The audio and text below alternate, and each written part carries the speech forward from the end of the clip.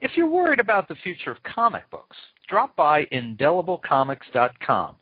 It's the online home of one writer and 4 artists, a place to see examples of their work as well as full graphic novels, plus you can order a hard copy of their products. As an enterprise, it's neat, clean, and highly functional, and the artwork and storytelling is damn good too. I invited writer Brendan McGinley to be my guest today because I like his style. I also like the way he's embraced new graphics technology and applied it to one of my favorite 20th century mediums. Now, if you're not familiar with McGinley's work, check it out while we talk about it here on Mr. Media. Again, it's Indelible Comics. That's INDELIBLE Comics.com. And Brendan, welcome to Mr. Media. Hey, Bob, good to be here. Hey, where are we anyway? Oh, yeah. You're a comic book guy. You could probably envision a scenario for us here. Yeah. Well, right now it's cloudy and gray, so anywhere would be a step up. Yeah, well, Florida is the same right now, so I'm not going to be able to help you out much. Brendan, am I making too much about the way you've embraced technology in your work and with the site? I'm not going to stop you. But I mean, I guess the first thing to do is give credit to Comic Press, who made the WordPress theme that is just so, you can do in one click. You can put a plug-in that would take you a couple of months to program yourself. Well, but you still have to be accepting of the technology to do it. Oh yeah, but I mean there's no reason not to be. I originally I was writing all this stuff for the print, for print, which is why it gets sliced up into more web-friendly format. But I mean, by and large, it works great. There's no production costs, and I mean, when we started Hannibal Goes to Rome, when that got into Zuda, our first day, we got more readers than I think I've been able to. Or what was it? No, it was the first hour we had more readers than I'd sold of copies of Dose the entire time I'd had it. So. Really? Yeah. Well, so I mean, are you finding there's an acceptance of the form? Is it a curiosity? I mean, you've been doing it for a while now. Where's it going, and what's the pickup rate? It's definitely. I mean, it's definitely the way to go. I mean, the webcomics are just exploding. Everybody's got one. I mean, there's just more every day. But the hitch is, I mean, if you're trying to do, well, first off, if you're trying to do a long form thing like we do with most of our stuff, it's not necessarily the best format because it does kind of break up the scene. Like if you have to, take 2 weeks, I mean, the best you can do is divide a regular sized comic book page in half, and that's about the right size for a comic book, for a computer screen. That kind of just, takes people out of the scene, but we collect it all in the galleries, and then they can just come in and, find it on the menu bar and read it there. The funny thing is that the first print comic I did, Dose, I'd never planned to put it on the web, and it's the one that's lent itself most readily to it because, it's all these little short humor bits. They're, 1 to 8 pages, so there's not so much of a hitch in getting the reader immersed in the scene. What is different? If you were writing for print versus if you're writing for online, how is it different? How would you approach it differently? How would it be seen differently? Well, if you're going to assume that you're getting it all out at once, there's no reason that you have to put out a page a week the way we do. We just do that to keep people coming back every day. You might put your breaks in a little different. You might, have more. There's a tendency among scripting comics you want to put a reveal on the other side of the page, so it's not, the first thing people see when they turn the page of the book. That's not so much a problem on the screen, but you do have fewer panels, so you probably. It's really just a squash and stretch question.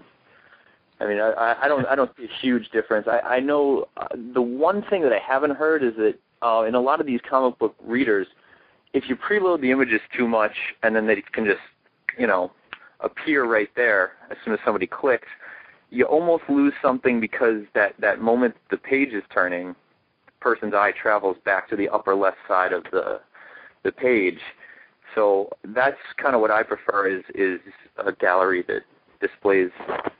This is boring. Let's talk about violence.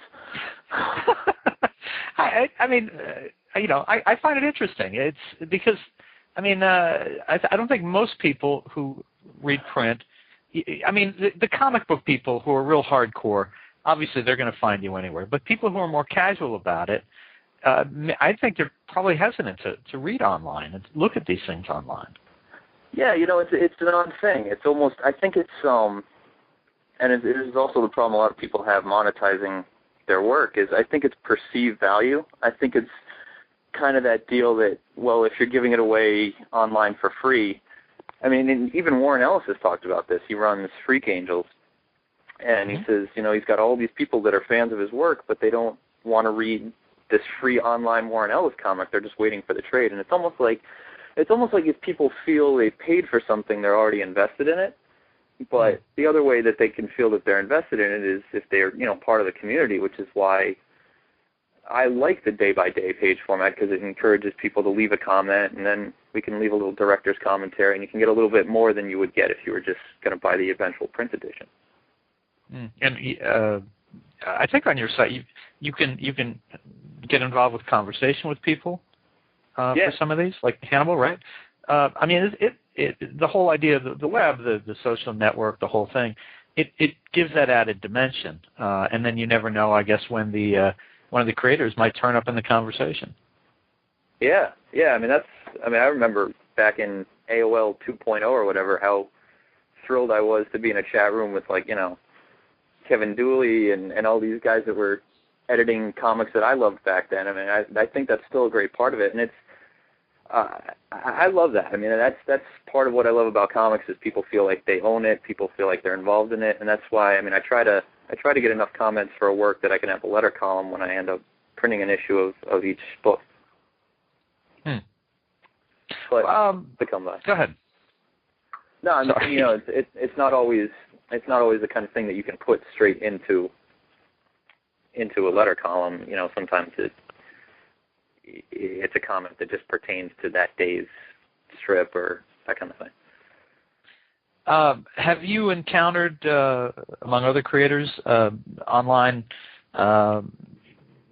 comics or strips that you really like, that you think the creators have found a good way to make it work and play online? As far as playing to the medium? Yeah. I know there's plenty of great storytellers. As I was reading one just yesterday, actually. God, what was the name of it? This guy has phenomenal art style, with straight out of anime, and he would basically lay out a page, but each panel only appeared as you clicked on the page, so there was no spoiler. But I'm not sure how I feel about that, because you read a comic panel by panel, but kind of what the storytelling arises from is in the montage, in that gutter between the panels. I've been thinking about that since yesterday, trying to figure out if that's if something's lost or gained. But one thing we wanted to do was what I wanted to do with Heist was, there's this whole bit where this guy's breaking into this satellite and he's trying to steal this artifact that nobody's sure really what it does, but it's really super powerful. And then he gets there, and it was supposed to be this big, amazing splash page kind of thing. And I should say that the guy's powers is that he basically becomes a ghost, and he finds out that even though he's a ghost, he can pick this thing up, which is really weird. I was going to have try to make an animated GIF out of that, so that you were looking at a static comic panel, but in the middle of that is this four-dimensional object that's just going blub, blub, blub, blub, blub, changing shape. It didn't really pan out because the only animation we found of a hypersphere really didn't fit in with quite with the art style we had. But I'm very grateful to the guy who animated it, Bert Clausen. He said we were free to use it if we wanted. Well, I was going to ask you about that. If you and any of your creative partners have experimented much with Flash animation for the strips, or if you think that's something ahead of you. I used it as a gallery. I know a lot of people. There's this whole debate about what's a comic. Is a motion comic a comic? And I'm not. People really get concerned about this stuff. I don't think. I mean, it just boils down to if it works, it works. And I think a lot of motion comics don't work, and I think a lot of them. Yeah, I mean, if you're waiting to introduce elements that tell your story, what you have is a very base animation, but it's still a bit of a gray line. What I think the use of Flash will be, if and like I said, I wanted to do this with the Hypersphere, is to make ambient stuff. I mean, things that don't actually change a panel, but do lend a sense to it. So if you had a panel of people in a nightclub and there was a strobe light changing colors in the background, or people, there was a waterfall moving in the background, those are things that you apprehend immediately upon looking at the panel, but they're also things that, they kind of add a touch to it that you can't do in print. So do you expect that as time rolls on that you'll do that? You'll do some of that, or do more of it? Well, I'll do it if it's appropriate. I'm not gonna bend just to see this comic in 3D animation kind of thing. Ultimately you have to tell a good story, or in our case, tell a mediocre story with great art. All right. Well, I know you're dying to talk about violence, so tell me about violence in comics. Violence in comics. I'm new to action in comics. I look back at the stuff I was writing when I was in college, and it's like, why don't you just do a novel and just go away? It's like, it's so emo. It's just, I had this entire, I guess it's kind of the counterpart to Invisible Ink. If Invisible Ink is kind of like the secret history, the conspiracy, the real story, then this would be like the actual history book of comics. And I realized the protagonist doesn't do anything. he's just there, and people are around him, and stuff's happening, and he kind of puts a stop to it. But he's the most inert guy, and it was kind of like the thesis was, like real heroes don't go around bashing people's skulls in. And I was playing off this Little Nemo theme because Little Nemo was kind of passive in those old Winsor McCay strips. But I'm retooling it now. I look back and I'm like, dude, got to at least make a decision somewhere. So violence is pretty new. I've been experimenting with how I use it. So yes, I do have something to say about violence. In Heist, it's kind of, it's just always, Geist always has something he's going to do. He's not, his first take is to keep a low profile, but he has no problem, shooting you in the face. Mm-hmm. And then in Invisible Ink, we kind of withhold that violence and just use it once or twice in an issue just to really kind of snap you, and it comes when it's least expected. And I mean, if you ever look at like the way people actually fight, or the way violence actually happens, it's not like this whole thing in comic books where there's these two heroes and they encounter each other and they have this mistaken identity and they start throwing punches. Like I saw a fight on the subway platform about a year ago, and it was like a guy in a business suit and some junkie or something. It was just the weirdest thing, the way you could see it was building up, and you could see the way it was, it was going to happen. You knew one of these guys was going to sucker punch the other, but it hadn't happened, but that kind of moment of tension, well, I mean, then it was scary, but by and large, I mean, from a dramatic perspective, it's not something I think you see enough in comics. Brendan, let me ask you this: why did you become a writer? Why in comics? Why not fiction or? I have no idea. I've been drawing about twice as long as I've been writing, but I think I really kind of hit my limit on how well I can draw, whereas I just turned out to be a better writer. I don't know why, but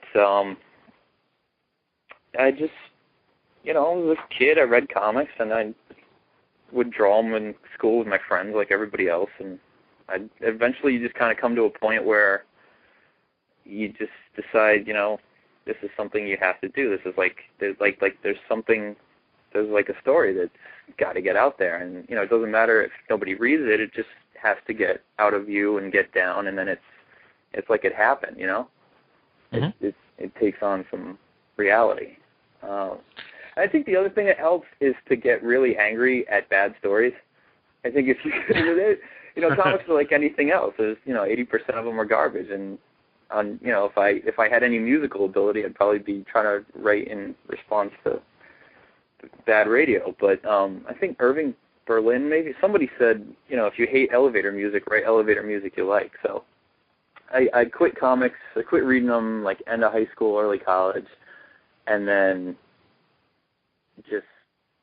I just realized, I was like, this is just soap opera. Like, X-Men are never going to achieve peace and love. Spider-Man's never going to get over his guilt. Like, and that's cool. Like, I mean, now looking back, I appreciate it. But I just kind of felt like, why did I care about all that stuff? And then those were good comics.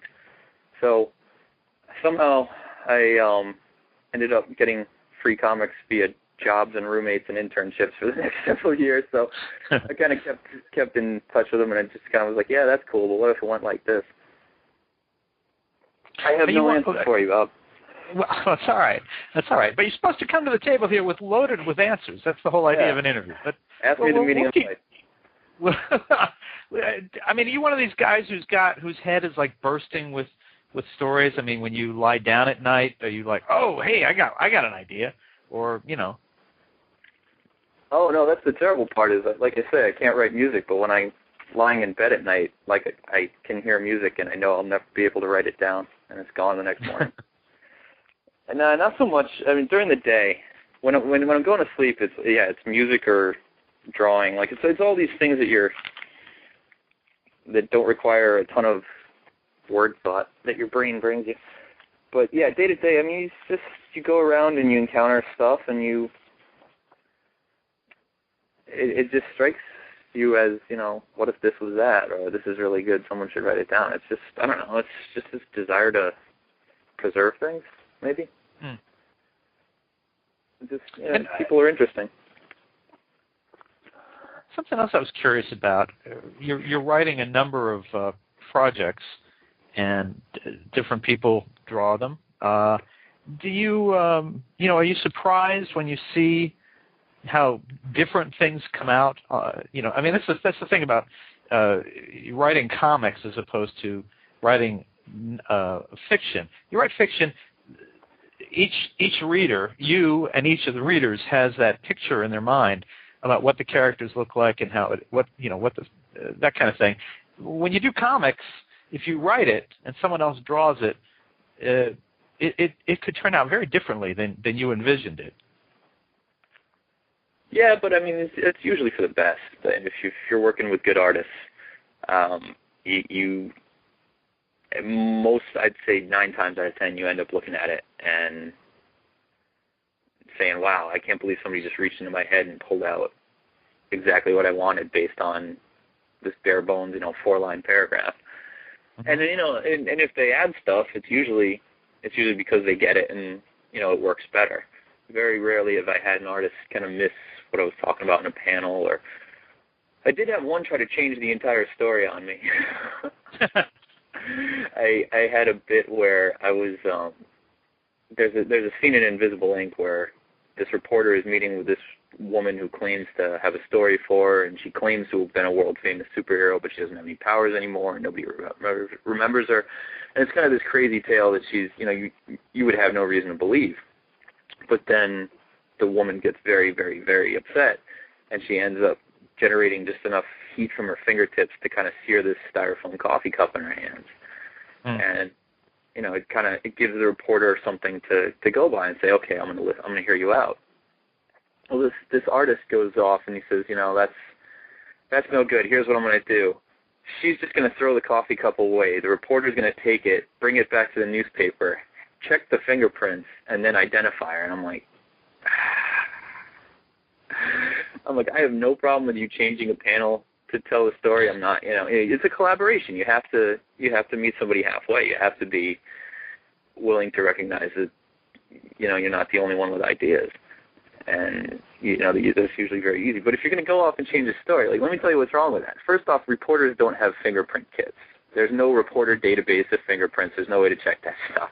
Second, the entire story that this woman is telling is that she was just wiped out from everyone's memory, from every history, that there's no record of her. So there wouldn't be a record to look up. And third, why would you take away this cool scene where she's like just showed that she does have some, she is talking about something, she has some kind of superpowers, like, but fortunately that doesn't happen very often. It just makes a good story.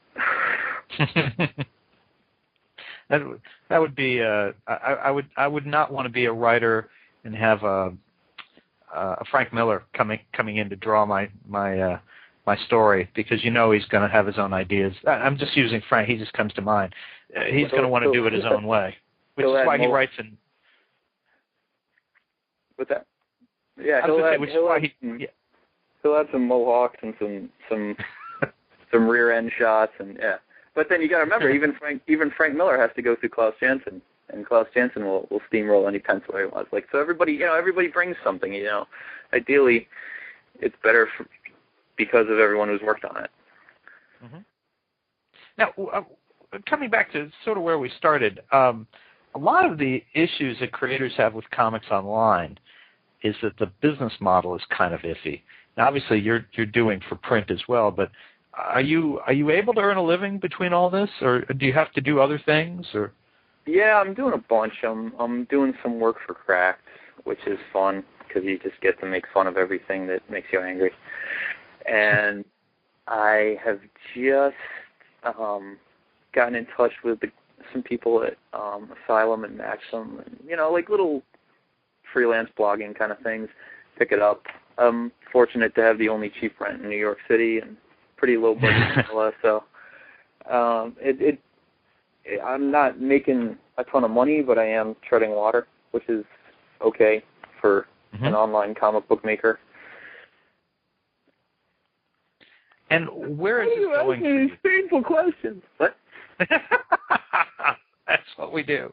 Where is it all going? Food. Where are we going? Yeah. Now, where is this all going for you? I mean, if you looked ahead 5 years, will you be doing most of your work electronically? Will you be doing print? Do you think that comics will be able to support you? I don't know about support. I hope. I mean, this is I've set myself, I'm going to be 30 in September, so I've set myself the idea that I have to have pulled off some kind of milestone before I turn 30 or I'm done. I'm going to have all my material done by then. I mean, obviously it won't all be drawn, but if I can't make something happen by then, I'm just going to go plant trees. I don't know. Oh, that's so because I've been doing this for a decade. I mean, I pretty much gave my 20s when I was 20. I was an intern at Marvel and DC, and then I was at Wizard, and then I've been doing my own comics since I left Wizard in 2005. I was doing my own comics before that, but like I started hiring other artists and such, and actually getting things done because I'm terrible and slow. So I would say like 2004 or 5 was when it was really underway.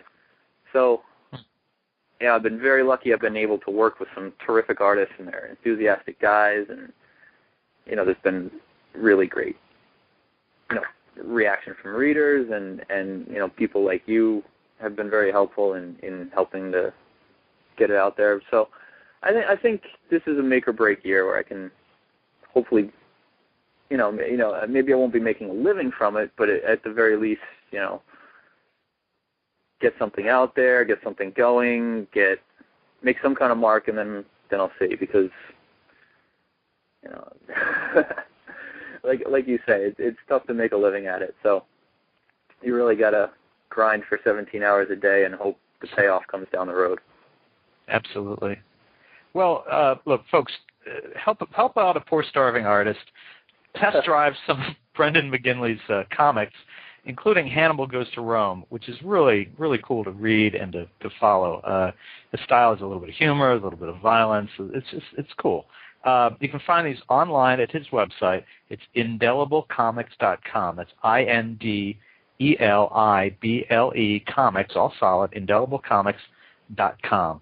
And Brendan, it was very interesting. It was nice to get to be familiar with your work and see some things I hadn't seen before. So thanks so much for coming on the show and joining us in Mr. Media today. Oh, it was great fun. It was a lot of fun.